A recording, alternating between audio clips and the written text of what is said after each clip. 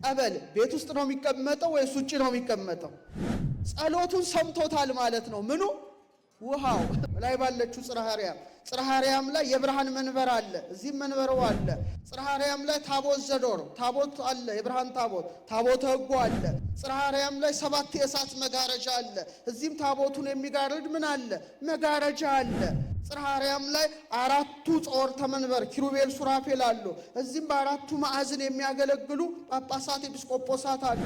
ጽርሐ አርያም ላይ 24ቱ ካህናተ ሰማይ እንዳሉ ቀሳውስት ዲያቆናት የሚያገለግሉባት በኢዮር በራማ በኤረር አምሳል መቅደስ ቅድስት ቅኔ ማህሌት ሆና ተሰርታ ዝክረ ጻድቅ ለዓለም ይሄሉ የጻድቅ መታሰቢያ ለዘላለም ይኖራል።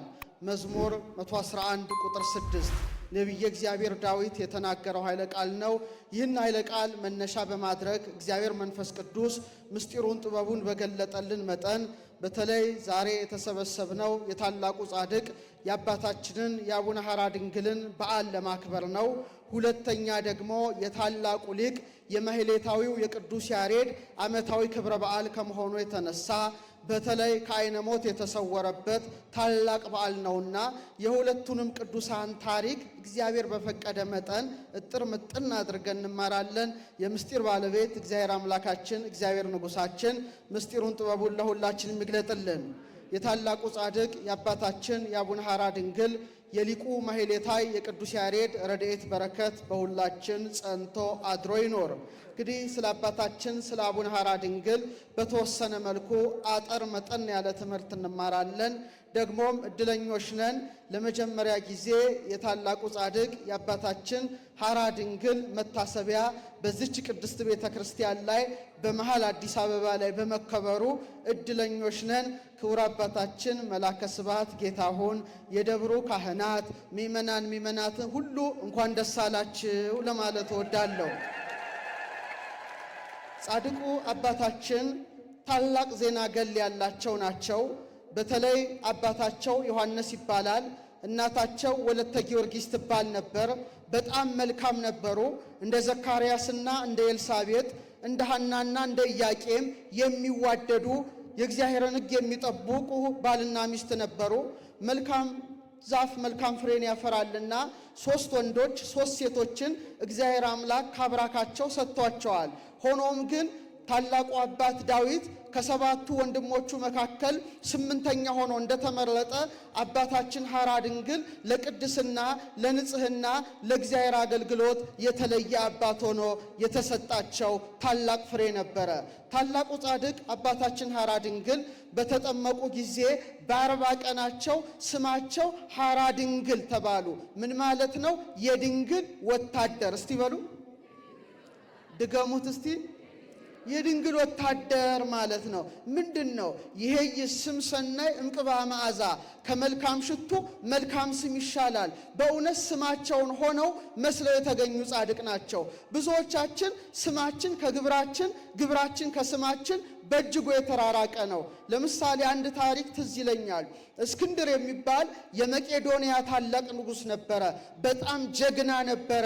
እስከ ፋርስ ድረስ እስከ ህንድ ድረስ እስከ ግብፅ ድረስ በመምጣት በጦር ኃይሉ ብዙዎቹን ያንበረከከ ጀግና ነበረ። አንድ ቀን ወታደሮቹን ለማየት ወደ ጦር ሜዳ ሲሄድ አንድ ፈሪ ወታደር ይገጥመዋል። ያ ፈሪ ወታደር በዛ በቀስቱ መሃል በጦሩ መሃል ሸሽቶ ሊያመልጥ ሲል እስክንድር ከሩቅ ተመለከተውና ፈረሱን ጋልቦ ደረሰበት ይላል። በኋላ ለምንድን ነው የምትሸሸው ሲለው ፈርቼ ነው አለው። እንዴ ወታደር ሆነ ትፈራለህ? ለመሆኑ ስም ማን ነው ብሎ ወታደሩን ሲጠይቀው ወታደሩ ምን ብሎ መለሰ? ያፈሬ ወታደር ስሜ እስክንድር ነው ብሎ መለሰለት። የራሱን የንጉሱን ስም ይዟል ማለት ነው። ንጉሱ ገረመው። የኔን ስም ይዘ ነው የምትፈራው? ወይ ስሜን መልስልኝ ወይ አጥብቀ ተዋጋ አለ። ወይ ምን መልስልኝ? ስሜን መልስልኝ ወይ አጥብቀ ተዋጋ ብሎታልና አባታችንም እውነተኛ የድንግል ማርያም አገልጋይ የኢየሱስ ክርስቶስ ወታደር በጎ ወታደር መንፈሳዊ ወታደር ይልቁኑ ደግሞ ወታደር ሲባል በስጋና በደም ሳይሆን ኢኮነ ቀትልክሙ ምስለ ዘስጋ ወደም ጦርነታችን ከስጋና ከደም ጋር አይደለም ከረቂቃን መናፍስት ጋር ነው ብሎ ቅዱስ ጳውሎስ እንዳስተማረ በእውነት ፍትወታትን፣ እኩያትን፣ ኃጣውን፣ ርኩሳትንና አጋንንትን ሊቃነ አጋንንትን በኃይል ለጸሎታቸው ድል የሚነሱ እውነተኛ ወታደር ሆነው ተገልጸዋልና ሐራ ድንግል ተባሉ። ክብር ለዚህ ጻድቅ ይሁንና ባደጉ ጊዜም ከፍ ሲሉ እኚህ ጻድቅ በወቅቱ በነበረው የቤተ ክርስቲያን ትምህርት መሰረት በእውነት ዓይናቸውን፣ ጆሮአቸውን፣ አፍንጫቸውን፣ አንደበታቸውን ሁሉ ለእግዚአብሔር ቃል አስገዙ። ብሉይ ኪዳን ተማሩ፣ ሐዲስ ኪዳን ተማሩ። ዓይናቸው ተቀደሰ፣ ጆሮአቸው ተቀደሰ፣ አፍንጫቸው ተቀደሰ፣ አንደበታቸው ተቀደሰ። ታላቁ አባት ዮሐንስ በራእዩ ላይ ጌታን ምን ውስጥ ተመለከተው? በሰባቱ የመቅረዝ መብራት መካከል ማን ቆሞ አየ? ኢየሱስ ክርስቶስን ቆሞ አየ። በዮሐንስ ራእይ ምዕራፍ 1 ላይ ይሄ ትልቅ ምስጢር አለው። ኦርቶዶክሳውያን ጥበብ አለ ሰሎሞን ቤቷን ሰራች። ምን ሰራች? 7 ምሰሶችን አቆመች ይላል። ጥበብ እግዚአብሔር እኛን ፈጠረን፣ ፈጥሮ ደግሞ 7 ነገሮችን ሰጠን። ምናችን? አንገታችን ላይ ስንት ዓይኖች አሉን? ተናገሩ እንጂ። ስንት ጆሮዎች አሉን? ስንት የአፍንጫ ቀዳዳ አለን? ስንት አፍ አለን? ሲደመር ስንት ይሆናል? 7 ይሆናል። የእግዚአብሔር መቅረዝ ነን። ስለዚህ በዮሐንስ ራእይ ላይ በሰባቱ የመቅረዝ መብራቶች መካከል ክርስቶስ ቆሞ ዮሐንስ እንደተመለከተው በእውነት እንደ መቅረዝ የመሰለ የአባታችን የሐራ ድንግል ሁለቱ ዓይኖች ማንን ማየት ፈለጉ? ኢየሱስ ክርስቶስን ማየት ፈለጉ። ዓይናቸው ቅዱሳት መጻሕፍትን መመልከት ጀመረ። ጆሮአቸው የእግዚአብሔርን ድምፅ መስማት ጀመረ። አፍንጫቸው መዓዛ ዕጣኑን ማሽተት ጀመረ። አንደበት ሁሉ እግዚአብሔርን ያመስግን ይላል። በአንደበታቸው እግዚአብሔርን ማመስገን ጀመሩ። ልክ እንደ እስጢፋኖስ ሥርዓት የበጀለት ዲያቆን ሆኖ እግዚአብሔርን በዲቁና በማገልገል ላይ ሳሉ በእውነት አባታቸው እናታቸው አረፉ። ከዚህ በኋላ አባታችን የምናኔ ሕይወትን ተመኙ። በተለይ ቅዱስ ጳውሎስ ያገባ ይላል ሚስቱን እንዴት ደስ እንደሚያሰኝ ያስባል፣ ልጆቹንም ጭምር። ያላገባ ግን እግዚአብሔርን እንዴት ደስ እንደሚያሰኝ ያስባል የሚለውን ነገር በማሰብ ክርስቶስን መከተል በምንኩስና ሕይወት እንደነ እንጦንስ እንደነ መቃርስ እንደነ ተክለ ሃይማኖት እግዚአብሔርን ለማገልገል ወሰኑ። በኋላም ልብሰ ምንኩስናን ከለበሱ በኋላ ቀጥታ ገዳማዊ ሕይወትን ጀመሩ። ይህ የገዳማዊ ሕይወታቸው በእጅጉ የተለየ ነበር ይላል። በተለይ በ3 ቀን አንዴ ብቻ ውሃ ይጠጡ ነበረ። በጣም ጥቂት ፍራፍሬዎችን ብቻ ይቀምሱ ነበረ እንጂ እንደኛ የጣመ የላመ ምግብ አልተመገቡም። በእውነት ስለ ጽድቅ የሚራቡ ብፁዓን ናቸው እስመ እሙንቱ ይጸግቡ ይጠግባሉና ብሎ ኢየሱስ ክርስቶስ እንደተናገረ ምስጋናው ምግብ ሆኗቸው፣ ምስጋናው መጠጥ ሆኗቸው ክርስቶስን በመናፈቅ በእውነት በትህርምት ኖሩ። በጣም የሚገርመው ሰይጣን ይፈታተናቸው ነበረ። የክብር ባለቤት ጌታችን ቆሮንቶስ ላይ በነበረ ሰዓት ሰይጣን ሲፈታተነው ድል እንደነሳው ድል ነስቸዋለሁና ዓለሙን ድል ንሱት ብሏልና ድል ይነሱት ነበረ። በላቸው ላይ ስናነብ እጅግ የሚገርሙ 2 ነገሮች አሉ። አንደኛው ክፉ መንፈስ ሰይጣን አንድ ቀን ቆንጆ ሴት ተመስሎ በወርቅ ያጌጠች ሴት ተመስሎ ገዳማቸው ድረስ መጣ። አሁን እኛ ሰይጣን ሲባል ቀንድ ያበቀለ ጅራት ያለው ነው የሚመስለን ስዕሉን ስናይ፣ ነገር ግን አይደለም። ቅዱስ ጳውሎስ እስመ ለሊሁ ሰይጣን ይትሜሰል ከመ መልአከ ብርሃን፣ ሰይጣን ራሱ የብርሃንን መልአክ እስኪመስል ድረስ ራሱን ይለውጣል ብሎ እንደተናገረ ላፎሚያ ባህታዊ መነኩሴ መስሎ እንደመጣ ለአባታችን ሐራ ድንግል ደግሞ ቆንጆ ሴት ሆኖ መጣ። ምን አላቸው? አንተ አባት ብቻህን በዚህ ገዳም ለምን ትኖራለህ? እኔን አግብተህ አትኖርም ወይ ብሎ ሰይጣን ቆንጆ ሴት ተመስሎ ሊፈትናቸው መጣ። አባታችን ግን በጸጋ መንፈስ ቅዱስ ሰይጣን መሆኑን ተረድተው የተቀደሰ ውሃ ነበረ በድንገት አንስተው በረጩት ጊዜ ያ ክፉ መንፈስ በእጅጉ ተቃጥሎ ዘሎ ባህር ውስጥ ገባ። ደስ ይበላችሁና ተነዋወጸ ባህሩ ይላል። ለዚህ ነው የተቀደሰ ጠበል በጣም በጣም አጋንንትን የሚያርቅ ነው። የእግዚአብሔር መንፈስ በምን ላይ ሰፎ ነበር ይላል? በውሃ ላይ ሰፎ ነበር ይላል። አባቶቻችን እናቶቻችን ብዙ ጊዜ በልምድ ሳይሆን አስበው ያደረጉት ነገር አለ። ለምሳሌ ሁላችሁም ጠበል ቤት ውስጥ ነው የሚቀመጠው ወይስ ውጪ ነው የሚቀመጠው? አረ ንገሩኝ። ለምንድን ነው ቤት ውስጥ የማይቀመጥበት ምክንያት ታውቃላችሁ? ቤት ውስጥ የማይቀመጥበት ምክንያት ምንድነው? ሰዎች ቤት ውስጥ ሆነን ምን እናደርጋለን? ብዙ ሐሜት እናማለን። አናማ? በጣም ወሬኞች ነን አይደል? በጣም እናማለን። እና ለምሳሌ ጠበል ግን የተለየ ነው። ውሃ በጣም እግዚአብሔር ከፈጠራቸው ፍጥረታት በጣም አስገራሚ ነው። እኛ ራሳችን 70% ምንድነን? አረ ነገሩኝ ውሃ ነን አይደለም? ለምሳሌ ውሃ አምጥታችሁ ብርጭቆ ላይ ቀድታችሁ ጸሎት አድርጋችሁ እፍ ብላችሁ ስትጠጡት አትድኑ? አትፈወሱ? ውሃው በጣም የሚገርማችሁ አባቶቻችን ምናማው ሐሜት ውሃውን ያረክሰዋል፣ ማለትም ጠበሉን ያረክሰዋል። ስለዚህ ያድነናል ብለን የምንጠጣው ጠበል በሽተኛ ሊያደርገን ይችላል። ስለዚህ ውጪ ይቀመጥ ይላሉ። ይሄ አሁን ያለው ሳይንስ ነው ያረጋገጠው። የሚገርማቸው አሁን ሪሰንትሊ ባለው ሳይንስ ግኝት በተለይ ጃፓን ላይ አንድ ታላቅ ፕሮፌሰር ተነሳ። በኋላ ምን አደረገ? ውሃ ላይ ምርምር ማድረግ አለብኝ ብሎ ተነሳና ውሃ በእቃዎች ቀዳ። በምኖች ውስጥ ቀዳ?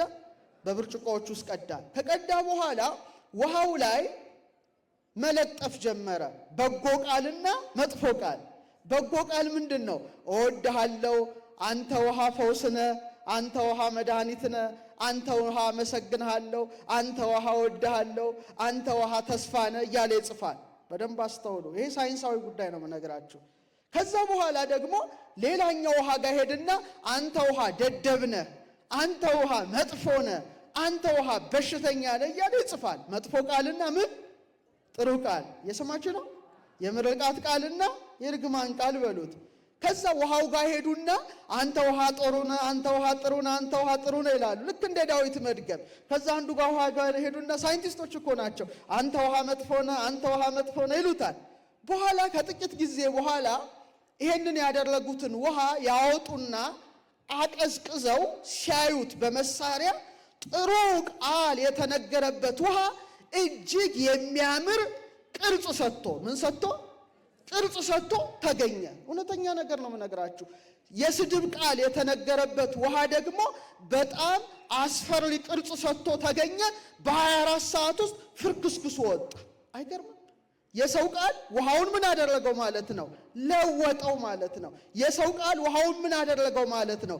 በከለው። እስቲ አሁን ከዚህ በኋላ ውሃን ሰድባችሁ እስቲ ጠጡ። ጎበዝ ከሆናችሁ እስቲ ጎበዝ ሰው ውሃን ሰድቦ አንተ ውሃ በጣም መጥፎ ነህ እስቲ ምን ታመጣለህ ብላችሁ እስቲ ጠጡት። እኔ የለሁበትም ከዛ በኋላ። እና ሳይንቲስቶቹ ምን አረጋገጡ? ውሃ አሉ ሜሞሪ ይዛል፣ ትውስታ ይዛል። ምን ይዛል? ስለዚህ ነው አባቶቻችን ሐሜቱ ያረክሰዋል ብለው ውጪ ያደርጋሉ። አሁን ዓለም ያለው ሳይንስ አረጋግጦት ከዚህ በኋላ ለውሃ ክብር ሰጥተዋል። እና ጻድቁ አባታችን ደግሞ ቃለ እግዚአብሔር ይመትር ነደ እሳት በከበረ ጸሎቱ የተለወጠውን ውሃ በረጨው ጊዜ ክፉ መንፈስ ባህር ውስጥ ገብቶ ባህሩን ያነዋወጸው ይላል። እግዚአብሔር የተመሰገነ ይሁን። ጻድቁ በኃይለ ጸሎቱ አጋንንትን የሚያቃጥል አባት ነው። ዛሬም በስሙ በተጠራው ቤተ መቅደስ በተለይ እግዚአብሔር ቤተ መቅደስ በፈለቀው ጠበል አጋንንቱን አያቃጥልም ወይ? አሁንም ያቃጥልልን። አመስግኑት። ይህን ጻድቅ ታላቅ አባት ነው አባ ሐራ ድንግል። ሌላው ትንሽ አስደንጋጩ ፈተና ገላቸው ላይ እንደተጻፈ ከዕለታት ባንዳቸው ሰይጣን ራሱ ትኩስ በድን አስከሬን መስሎ አልጋቸው ላይ ተጋድሞ ነበር ይላል። በጣም ሊያስደነግጣቸው ማለት ነው። ልክ ሲገቡ በበድን አምሳል ተጋድመዋል። እሳቸው ግን በጸጋ መንፈስ ሰይጣን ምክንያቱም ስንደነግጥ ነው። በእውነት መጥፎ ነው። እግዚአብሔር ከመደንገጥ ይጠብቃል። ድንግጥ ሲል ክፉ መንፈስ ለማስደንገጥ ነው። እሳቸው ግን በእግዚአብሔር ስም ባማተቡበት ጊዜ እንደጠፋ ይነገራል። ጻድቁ አባታችን ከፍርሃት ከአጋንንት ፈተና ይጠብቋችሁ። አክብሩት ይህን ጻድቅ በእውነት በጣም ብዙ ተጋድሎ ነበር ያደርጉት። ይልቁኑ ይጠብቃቸው የነበረው በጣም ተወዳጁ መልአክ ቅድስት ድንግል ማርያምን ያበሰረ ስሙ ማን ይባላል? ድገሙት እስቲ። አዎ በእባቦች ላይ የተሾመ ይለዋል ሄኖክ። በገነት ዛፎች ላይ የተሾመ ከቅዱሳን መላእክት አንዱ ገብርኤል ነው እንዳለ መልአኩ ቅዱስ ገብርኤል እየተገለጸ ያጽናናቸው፣ ያረጋጋቸው፣ ያበረታቸው ነበረ። ድንግል ማርያም ወላዲተ አምላክም ጻድቁን በእጅጉ ተወዳቸው ነበረ። እኛንም ትውደደን እመቤታችን። በእውነት ለሚወደው ደቀ መዝሙር ለዮሐንስ አደራ የተሰጠች እመቤታችን ሐራ ድንግልን ተወዳቸው ነበረ። ጻድቁም ባላቸው አቅም ሐራ ድንግል የድንግል ወታደር ናቸውና ያገለግሏት ነበረ። ውዳሴዋን ይጸልዩ ነበረ፣ ቅዳሴዋን ይጸልዩ ነበረ። ይልቁኑ በታላቁ ሰማዕት በቅዱስ ሚናስ በተሰየመው ቤተ መቅደስ በክህነት አገልግሎት ሥጋውና ደሙን ያቀብሉ ነበረ። የቅዱስ ሚናስ በረከት ይደርብን። ጻድቁ አባታችን ሚናስን ይወዱታል። ቅዱስ ሚናስ በእውነት ዛሬ ሰውነቱ የከበረ ሰውነቱ አጽሞ ያለው ግብጽ ቤተ ክርስቲያን ማርሚና ገዳም ነው። እኔ እድሉን አግኝቼ ወደ ግብጽ በተጓዝኩኝ ጊዜ የቅዱስ ሚናስን ሰውነት ለመዳሰስ ችያለሁ። እዛ አጽመ ቅዱሳን እንደኛ አይደለም። የኛ አጽመ ቅዱሳን ወይ መቅደስ ውስጥ ይሆናል ወይ አንድ ቦታ ይሆናል። እነሱ ግን አጽመ ቅዱሳንን በተለየ መልኩ ነው የሚያከብሩት። እየሰማችሁ ነው? በምንድን ነው የሚያከብሩት? በወርቅ መጎናጸፊያ አድርገው ልክ በዓመታዊ በዓላቸው ሊቃነ ጳጳሳቱ ይመጣሉ። ህኑት የሚባል ልዩ ሽታ አለ፣ የከርቤ ሽታ። አጽሙን በእውነት ቀብተው ጸሎት አድርገው ለበረከት ለሕዝቡ እየተሰጠ በወርቅ መጎናጸፊያ ተጎናጽፎ ሁልጊዜ ፊት ለፊት ይቀመጣል። ሰው መብራት እያበራ እንደናንተ ሻማ እያበራ እየጸለየ ያገለግላል። የቅዱስ ማርቆስ አጽምን አይቼዋለሁ። የቅዱስ አትናቴዎስ አጽም አለ። የነ ቅዱስ ዮሐንስ አጽር አጽም አለ። የነ አባ ሙሴ ጸሊም፣ የነ አባ ኤስድሮስ፣ የነ አባ መቃርስ፣ የነ አባ አንጦንስ የነዚህ ሁሉ ቅዱሳን አጽም ዛሬ በእስክንድርያ ቤተ ክርስቲያን በክብር ተቀምጧልና ሚናስ ደግሞ በጣም ታላቅ ሰማዕት ነው። 3 አክሊላትን ተቀዳጅቷል።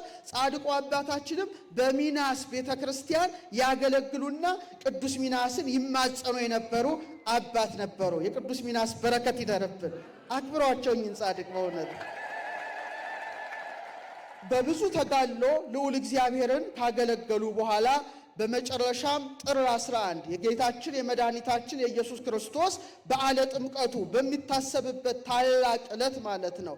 ኦልሞስት በ90 አካባቢ ዓመታቸው ላይ እግዚአብሔር ከዚህኛው ዓለም ወደዛኛው ዓለም ሊወስዳቸው በፈቀደ ጊዜ ነቢያትን፣ ሐዋርያትን፣ ጻድቃን፣ ሰማዕታትን ንጉሥ ካለ ንግሥት አለችና እናቱ ድንግል ማርያምን አስከትሎ መጥቶ ስምህን የሚጠራ መታሰቢያን የሚያደርግ በስምህ ቤተ ክርስቲያንን የሚያንጽ ሁሉ እስከ 7 ትውልድ ድረስ እምረዋለሁ፣ ሰዎችም አምላከ ሐራ ድንግል ማረን ብለው ይማጸኑ ብሎ ባረካቸው። እግዚአብሔር የተመሰገነ ይሁን። የመጨረሻ ሕይወታቸው ሩጫዬን ጨርሻለሁ አለ ሐዋርያው ጳውሎስ። ሃይማኖቴን ጠብቄአለሁ፣ እንግዲህ የድል ወይም የክብር አክሊል ይጠብቀኛል እንዳለ ጻድቁ አባታችን በክህነት አገልግሎት፣ በብሕትውና አገልግሎት፣ በምንኩስና አገልግሎት፣ በብዙ በጾም በጸሎት በትልቅ ተመስጦና ትሩፋት ለነጽሮተ ስሉስ ቅዱስ ለመጨረሻው የቅድስና ማዕረግ ከደረሱ በኋላ ጥር 11 በከበረች ዕለት ነፍሳቸው ከስጋቸው ተለየች። መላእክት በፊታቸው እያሸበሸቡ እየዘመሩ በታላቅ ክብር ነፍሳቸውን አሳረጉ። ክቡር ሞቱ ለጻድቅ በቅድመ እግዚአብሔር። የጻድቅ ሰው ሞት በእግዚአብሔር ፊት ምንድን ነው? አመስግኑት አባታችንን። አንድ በጣም የሚያስደንቅ ታሪክ ወደ ኋላ ልመልሳችሁ።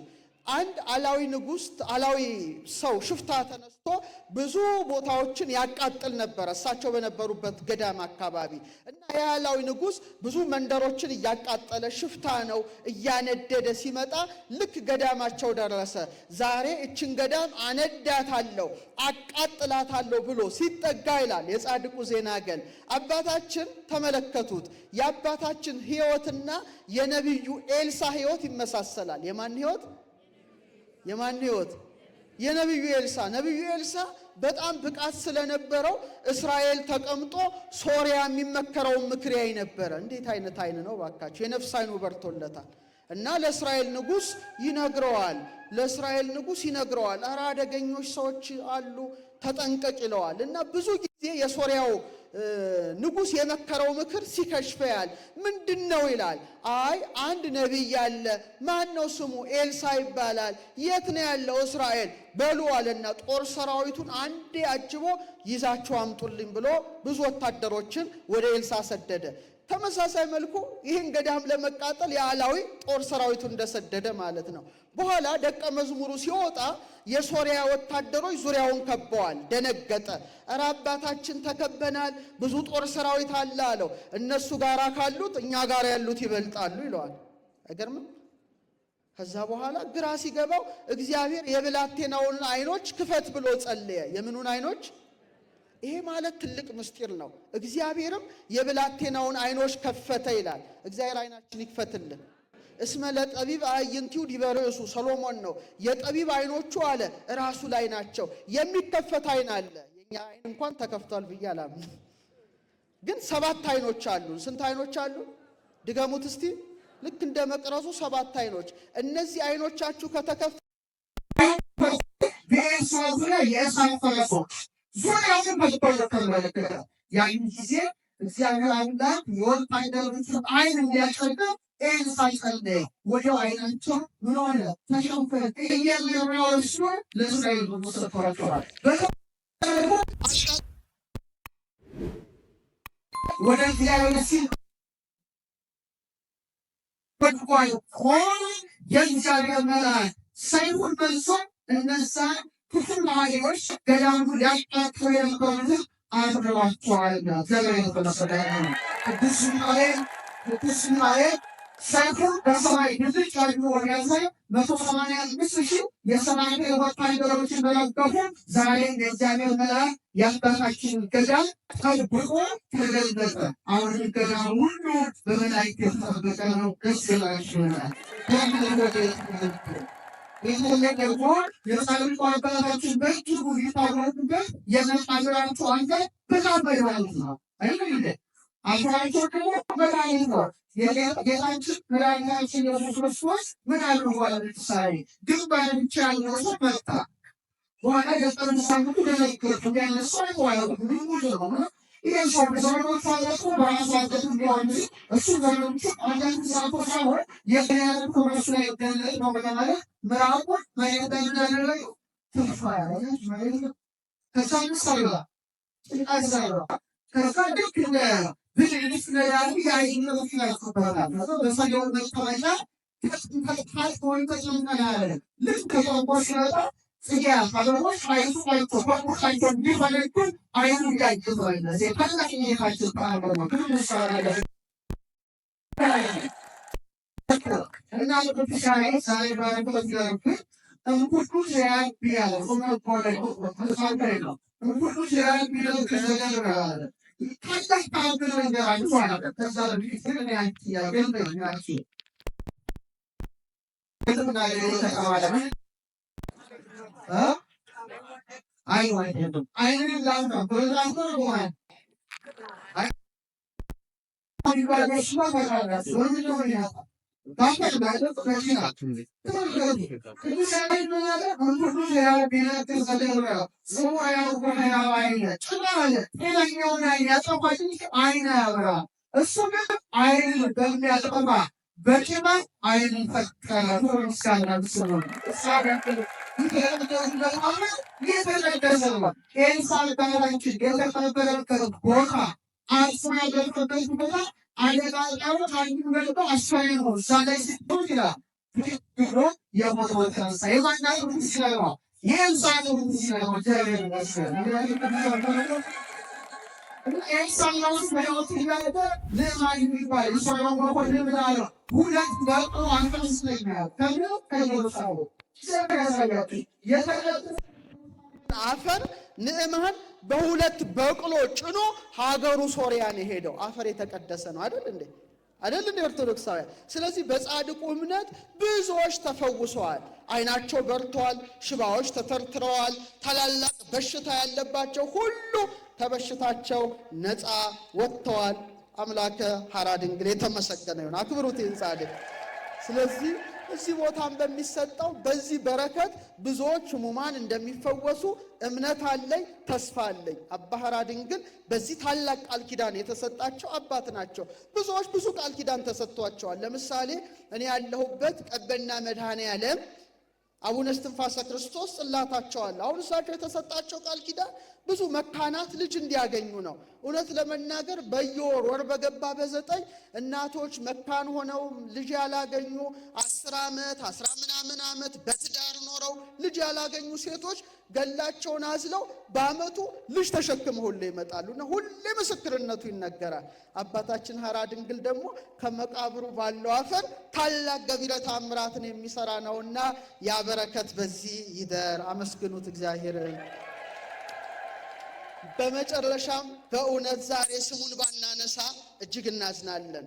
የታላቁ ሊቅ የማህሌታዊው የቅዱስ ያሬድ ቤተ ክርስቲያንን በምስጋና ያስጌጠ ያስዋበ ያሳመረ የቅዱስ ያሬድ በዓል ነው። አክብሩቲን ታላቅ አባት። እግዚአብሔር ለኢትዮጵያ ብዙ ሀብቶችን ሰጥቷል። ከሰጣት ሀብት መካከል ደግሞ ታላቁ ሀብቷ የመላእክት ዝማሬ ነው። የምን ዝማሬ ነው?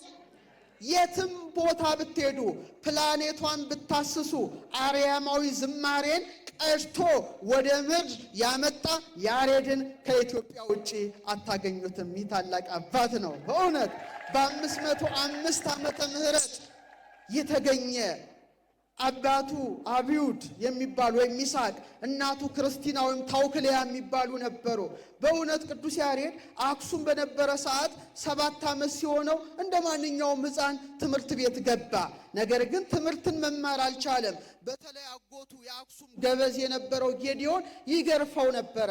ያሬድ ግርፊያውን፣ ቁጣውን መቋቋም ተስኖት አዝኖ ተክዞ ሄደ። ተክዞም ወደ ሌላ ሀገር እሄዳለሁ ብሎ አስቧል። ዛፍ ስር ተኝቶ ሳለ ትል ይመለከታል። እግዚአብሔር በአንድም በሌላም ይናገራል፣ ሰው ግን አያስተውልም ይላል። ትሏ ትወድቃለች፣ ትወጣለች፣ ትወድቃለች፣ ትወጣለች፣ ትወድቃለች። ዛፉ ላይ እኮ ነው ፍሬውን ለመብላት። 6 ተነስታ 6 ወድቃ በ7ኛው ፍሬውን ስትበላ ተመለከተ። ለካ መውደቅ መነሳት አለ። ጻድቅ ስንት ጊዜ ይወድቃል?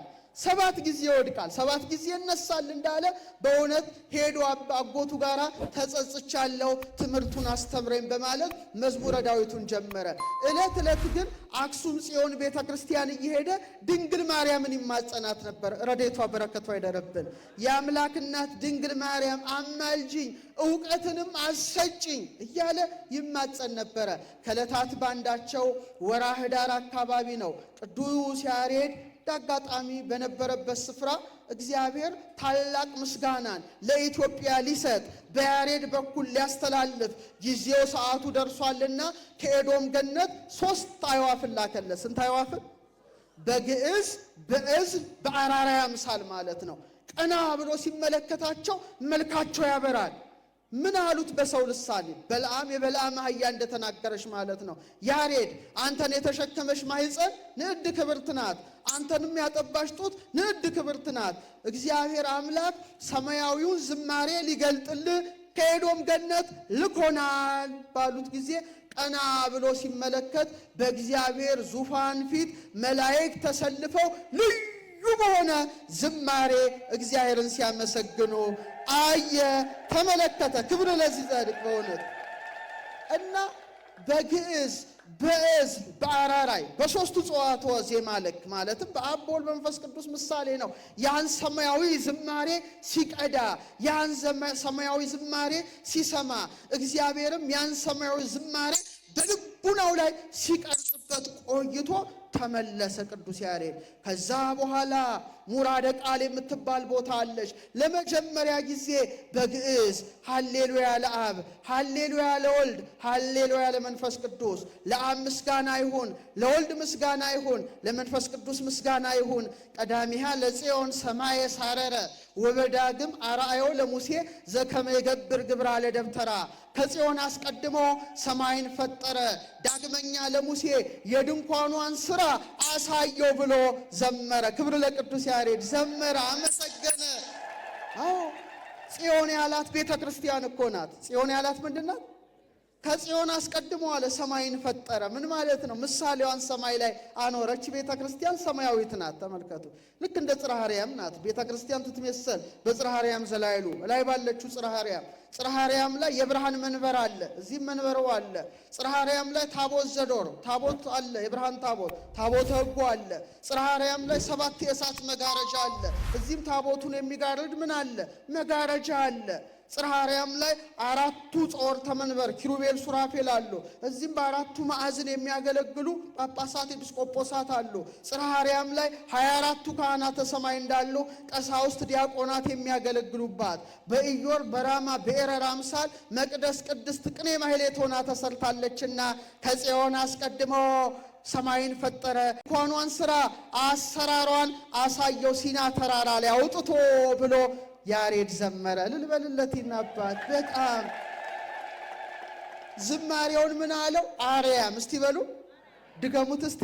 ከምን የሰማው ስለሆነ ከአርያም ከመላእክት ዋይ ዜማ ዘሰማይኩ በሰማይ እመላእክት ቅዱሳን። ምን አይነት ጉድ ነው! ከቅዱሳን መላእክት የሰማሁት ዜማ ምን ያምር ይላል። በቃ ምን ያምር! ያን ጊዜ ታላቅ አርያማዊ ዝማሬ ፈሷልና ኢትዮጵያ ላይ ንጉሱ ሲሰማ ጫማውን እንኳን አላደረገም ይላል ደንግጦ። እንዴ አጥንት የሚያለመልም ነው። ንግስቲቱ ደንገጥሮቿን ላስከትል አላለችም። መሳፍንቱ መኳንንቱ የሚይዙትን የሚጨብጡትን ሳያውቁ ቅዱስ ያሬድ ወዳለበት ገሰገሱ። እስከ ምሽት ድረስ ዜማውን ሲያደምጡ ቆዩ። ምኑ ሲያደምጡ ቆዩ? አዕዋፍ ሁሉ መጡ ይላል። ተመልከቱ፣ ተሰበሰቡ። ምክንያቱም የሰማይ ወፎች ማንን ያመሰግናሉ? ተመልከቱ፣ በአርያማዊ ዝማሬ ነው። ተሰበሰቡ እስከ ምሽት ድረስ ቅዱስ ያሬድ ብሉይ ኪዳንን ሐዲስ ኪዳንን እያመሰጠረ በጸዋትወ ዜማ እያስማማ በሚያስገመግም ልዩ ድምፁ ሲያመሰግን ቁጭ ብለዋሉ። ያ ዝማሬ ተደጋገመ። በኋላ ንጉሠ ነገሥቱ ምን አለ? በእውነት ይሄ ዝማሬ ሰማያዊ ነው፣ አጥንትን የሚያለመልም ዝማሬ ነው። እግዚአብሔር ለሀገራችን በቅዱስ ያሬድ በኩል ያመጣው እንቀበለው፣ እንጻፈው አለ። እንግዲህ መቼም ምቀኛ በዘመኑ አይጠፋምና እንዴት እንቀበለዋለን? ምልክት ማየት አለብን አሉ። ልክ አባ ሕርያቆስ እንደገጠመው ይመስላል ያሬድም የገጠመው። ከዚህ በኋላ ሱባኤ እንግባ ብለው እየሰማችሁኝ ነው። ታኅሳስ 1 በጊዜው ሰኞ ነበር የዋለው። ሱባኤ ገቡ። 400 እግዚኦታ 41 ኪርሌሶን እየተደረሰ ምህላ ተጀመረ። ሱባኤ የተጀመረው ከዛ በኋላ ነው። 7 ቀን ብዙ ጊዜ። ልክ በሰባተኛው ቀን የሰማችሁኝ ነው ጌታችን መድኃኒታችን ኢየሱስ ክርስቶስ የቅዱስ ያሬድ ዝማሬ እውነትም ሰማያዊ መሆኑን ለማስረዳት ጉልላቱ ላይ በመስቀል እንደተሰቀለ ሆኖ ተገለጸ። ክብር ምስጋና ለስሙ ይሁን። ይህ ታላቅ ጸጋ ነው። ያን ጊዜ ያሬድ በተመስጦ ጌታን ሲመለከተው ምን አለ? ዘበመስቀሉ ተቀነወ ዘበነቢያት ተሰብከ መላእክት ወሊቃነ መላእክት ሰብህዎ ኪያሁን ሰብክ መድህነ። ነቢያት ይወርዳል ይወለዳል ብለው ትንቢት የተናገሩለት ጌታ በመስቀል ተሰቀለ። መላእክት ወሊቃነ መላእክት ሰብህዎ መላእክት ሊቃነ መላእክት አመሰገኑት። እኛም መድኃኒት እሱን እንሰብካለን አለ። ደስ ሲል እንሰብካለን። ስብከት ተመልከቱ፣ ስብከት እና የቅዱስ ያሬድን ዜማ ራሱ እግዚአብሔር ምን አደረገው? በኢትዮጵያ ላይ አፈሰሰው ማለት ነው። በጣም የሚደንቀው ቅዱስ ያሬድ ድጓ፣ ጾመ ድጓ፣ ምዕራፍ፣ ዝማሬ፣ መዋሲት የሚባሉ እጅግ ልዩ ምስጢር ያላቸውን መጻሕፍትንም የጻፈ ታላቅ ሊቅ ነው። ይህ ብቻ አይምሰላችሁ። ከዕለታት ባንዳቸው ስዕሉ ላይ እንደምታዩት አፄ ገብረ መስቀል ፊት ቆሞ በጣም ልዩ ዝማሬን ሲያፈስ ንጉሡ ረስቶ ጦሩን በያሬድ እግር ላይ ሰካው። በማን እግር ላይ?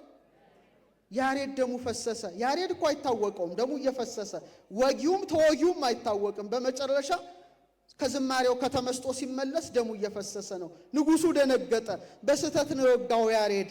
ምን ልስጥህ ለደም ፈንታ ሲለው እኔ ምንም አልፈልግም መመነን ነው የምፈልገው አለ። በቃ ከዛ ወደ ሰሜን ተራራዎች ሄደ ማለት ነው። እዛ ተሰውሮ ጸዋትወ ዜማን ሲያስተምር ቆይቶ በዛሬው ዕለት ግንቦት 11 አባታችን ያሬድ ተሰወረ። ክብር ይግባው ታላቅ አባት።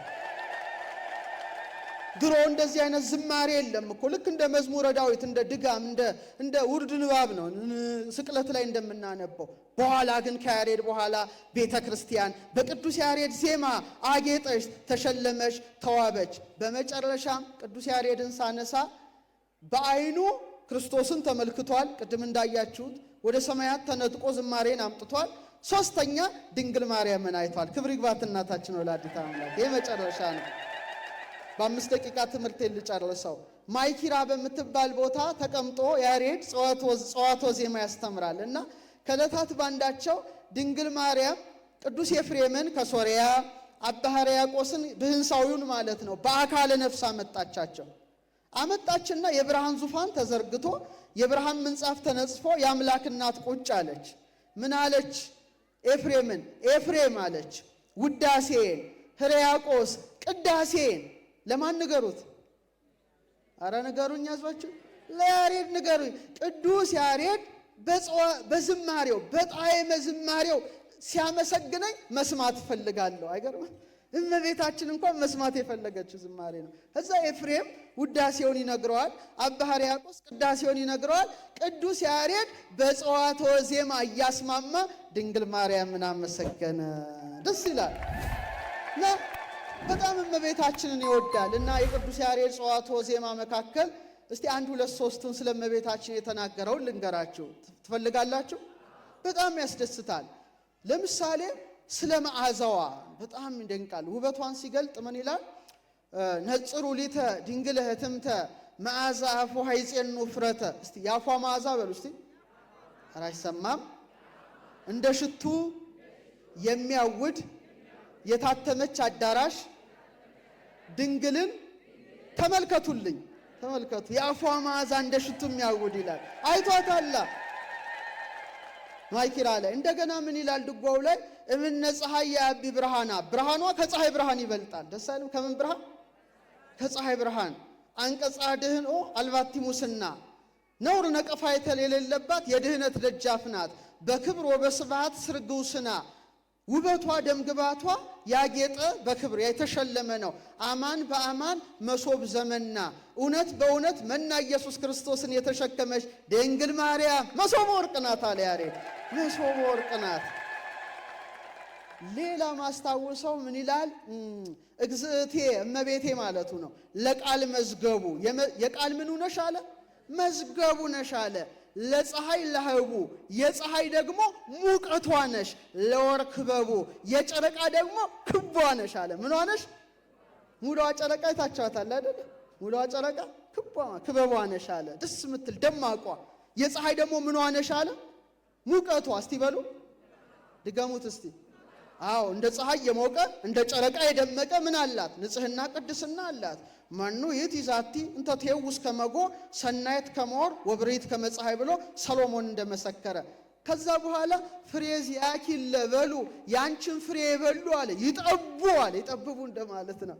አንቲ ይጽ ዘያሌቡ፣ አንቺ ልብ የምታስደርጊ እንጨት ዛፍ ነሽ አለ። አመስግኗት እመቤት። አቤት እንዴት ይወዳት ነበረ! እንዴት አድርጎ ደግሞ እስቲ ማርያም በሉ እስቲ። ማርያም ግን በሉ በአዳም ባህሪ ውስጥ እንደ ነጭ ዕንቁ ታበራ ነበረ። እንዲህ ብሎ ያመሰገነ ማርያም እሰ ተሐቱም ትካት ውስጥ ተከርሱ ለአዳም ከመባህሪ ጻዳ፣ ዕንቁ ናትና የደፈረሰ ባህር ውስጥ ብጥሏት በደፈረሰ ባህር ውስጥ አብርታ እንደምትታይ ድንግል ማርያምም ኃጢአት ባደፈረሰው ዓለም ሳለች አዳማዊ ኃጢአት ሳይኖርባት እንደ ዕንቁ አብርታ ተገለጸች። ክብር ይግባት እናታችን። አቤት ያሬድ! 2 ጥቅስ ነግሬያችሁ ላብቃ። እስቲ ጾረቶ በሉ እስቲ በሉ ድገሙ። አዟችሁ ጾረቶ በከርሳ በሉ ዩሊ አማርኛ መልመል ነው። እንዘ ውእቱ ይጸውራ የሚሸከማ ሲሆን በሉ እስቲ ተሸከመችው። ቅዱስ ያሬድ ነው ያለው። በማህፀኗ ተሸከመችው። ምን የሚሆን የሚሸከማትን። አይደንቃችሁ? ዓለምን የተሸከመ ማን ነው? ክርስቶስ ነው አይደለ? እናቱንም የተሸከመ ማን ነው? የያዘ ክርስቶስ ነው። ዓለምን የሚሸከመውን ጌታ እሷ ደግሞ በማህፀኗ ተሸከመችው። ክብር ለዚህች እናት። አቤት ያሬድ! ኧረ ስንቱ ትዝ አለኝ። ሰማይ ወምድር ዘእያገምሮ እፎ እንጋ ማህፀነ ድንግል ጾሮ። ያሬድ ሰማይ ምድር የማይችለው አምላክ እንዴት ምንኛ የእመቤታችን ማህፀን ቻለው አለ። አቤት ያሬድ! ጠያቂ እኮ ነው። በማህፀኗ ሳለ ክርስቶስ ነፋሳትን ያነፍሳል፣ ብርሃናትን ያመላልሳል። ግን እመቤታችን በማህፀኗ ተሸክመዋለች። ክብር ይግባት እቺ ድንግል። አቤት የመጨረሻው ጥቅስ ግን ይሄ ነው። ለምሳሌ ጧፍ እያበራችሁ ሰዎች አላችኋል እዚህ አካባቢ። ለምሳሌ እስቲ ከእናንተ መካከል ጧፍ ውስጥ እሳት ውስጥ ጣቱን መጨመር የሚችል አለ? ኧረ አሉ። እውነት ነው። የለም ጧፍ እሳት ማለት ነው። በጣም ትንሽ ናት አይደል? የክብሪት ተሰስቶ ሰው የጧፍ እሳት እንኳን መንካት አይችልም። ድንግል ማርያም የተሸከመችው እኮ መላእክት የማይቀርቡትን እሳት ነው አይደል? በማህፀኗ ግን ተቃጠለች። እና ያሬድ ምን ይላል መሰላችሁ? በቃለ ኃይሉ ዘይፌትት በረደ ድንግል በከርሳ አግመረት ነደ እምግርማ እበዩ ሙሴ ዘረይደ እሞ ወላዲቶ ኮነቶ ገሃደ። ክረምት አለ በረዶን የሚፈረካክሰው ሙሴ ሲና ተራራ ላይ የተንቀጠቀጠለት ነዲዱን እሳት ድንግል ማርያም በማህፀኗ ተሸከመችው። እናቱ ወላጅ ሆነችው። የእሳት እናት ክብር ይግባት እናታችን ወላዲተ አምላክ። አቤት ያሬድ ስለ ክርስቶስ የዘመረ ምስጢረ ሥላሴን የተናገረ ስለ መስቀሉ ክብር የዘመረ ስለ ቤተ ክርስቲያን የዘመረ ለዛቲ ቤት ሳረራ አብ ቀዲሙ ለዛቲ ቤት ሐነጻ ወልድ ወፈጸማ መንፈስ ቅዱስ እያለ የዘመረ አቤት ያሬድ ያሬድ ያሬድ በረከቱ ይደርብን። አክብሩት ይናባል።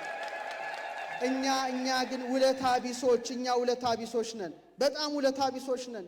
ለያሬድ ምን አደረግንለት? እንደው እኮ ማህሌታውያኑ ሁሌ እኮ ግንቦት 11 ስቡ ብለው ማህሌት መቆም ነበረባቸው ሁሉም ቦታ ላይ አይደል? እውነት ነው። ያሬድ ነው መነሻው። ውለታ ረስተናል። ደግሞ ውለታም አናውቅም።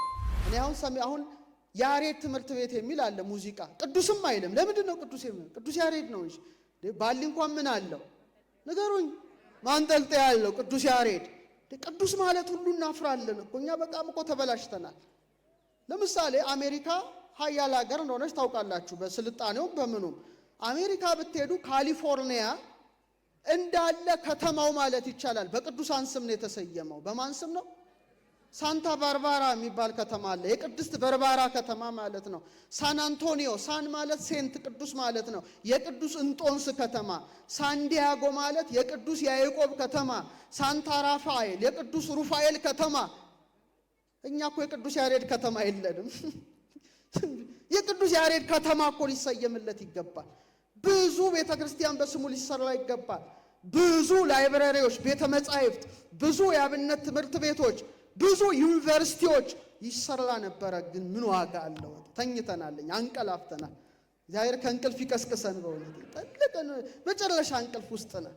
ሌላው ዓለም ያሬድን ቢያገኘው ኖሮ አቤት አቤት አቤት! እነ ሞዛርት እነ ቤትሆቨን እኮ ያሬድ ከተነሳ ከሺህ ዓመታት በኋላ ዛሬ ስለ ሞዛርት ስለ ቤትሆቨን ያልተጻፈ መጽሐፍ ያልተሰራ ሪሰርች ስማቸው ደምቋል። ያሬድ ግን እኛ ጋር ሆኖ ደበቅ ነው። ቅዱስ ያሬድ በእውነት በረከቱ ይደርብን። ምንም እኛ ብንሰውረውም ፀሐይን መከለል አይቻልም። ስራው ግን እያበራ እስከ ዕለተ ምጽአት ይቆያል። ክብር ለቅዱስ ያሬድ አባታችን። በግዕዝ በእዝል በአራራይ ጸዋቶ ዜማን ከአርያም ነጥቆ ያመጣ ታላቁ ንስር አባታችን ያሬድ ነው። እና የቅዱስ ያሬድ በረከት ይደርብን። በእውነት የዛሬዋ ዕለት ታላቅ ዕለት ናት። ይሄ ቤተ ክርስቲያን በዚህ ደጋግሜ አልፍ ያለው ወደ ውስጥ ግን አልዘለኩም፣ ተሳልም ያለው ከውጪ። ዛሬ ደግሞ ወደ ውስጥ ስገባ በእውነት እንዴት ደስ የሚያሰኝ አጸድ ነው። እውነትም ትክክለኛ ገዳም ነው አይደለም? ደስ ይበላችሁ። እውነት የሚያረጋጋ ቦታ ለዛቲ ቤት ሳረራ አብ ቀዲሙ። እውነትም አብ የመሰረታት ሐነጻ ወልድ ወልድ ያነጻት መንፈስ ቅዱስ የፈጸማት ቦታ ነው። ይልቁ ደግሞ የቅዱሳን ቦታ ለምሳሌ ተክለ ሃይማኖት አባታችን አሉ አይደለም? ዮሐንስ መጥምቅ አለ አይደለም? ሐራ ድንግል አሉ። ሁሉም ገዳማውያን ናቸው አይደለም? ዮሐንስም በገዳም የኖረ ነው ተመልከቱ። ተክለ ሃይማኖትም በተመሳሳይ አባ ሐራ ድንግልም እና ቦታው ራሱ መሀል አዲስ አበባ ላይ አይመስልም። ምናልባት ሩቅ ወደ ገጠሩ ሄደን የምናገኘው ስፍራ ሁሉ ይመስላልና ይህን የተቀደሰ ቦታ እንደዚህ ቅድስናውን ጠብቃችሁ ሰፋ አድርጋችሁ ደግሞ ሰርታችሁ ለሰው በሚመች መልኩ አድርጋችሁ ብዙ በረከት እንድታገኙ መንፈሳዊ መልእክቴን አስተላልፋለሁ። የጻድቁ አባታችን የአባ ሐራ ድንግል ረድኤት በረከት፣ የዮሐንስ መጥምቅ ነገ ደግሞ ተክለ ሃይማኖት በዓላቸው ነው። ዮሐንስ አፈወርቅም በዓለ ዕረፍቱ ነው ነገ ተመልከቱ። እና በጣም የሊቃውንት በዓል ነው። የኢትዮጵያው አፈወርቅ ያሬድ ነው ዛሬ። ነገ ደግሞ የቅዱስ ዮሐንስ አፈወርቅም በዓል ነው፣ እነ ተክለ ሃይማኖትም በዓል ነውና ድርብርብ በረከት በዚህ ቦታ ላይ ይፈሳል። ሰላም እግዚአብሔር ከሁላችን ጋር ይሁን። በሌላ ጊዜ መጥቼ ደግሞ እንደማገለግላችሁ በእግዚአብሔር ቸርነት ሙሉ እምነት አለኝ። እግዚአብሔር ከሁላችን ጋር ይሁን። ወስብሐት ለእግዚአብሔር።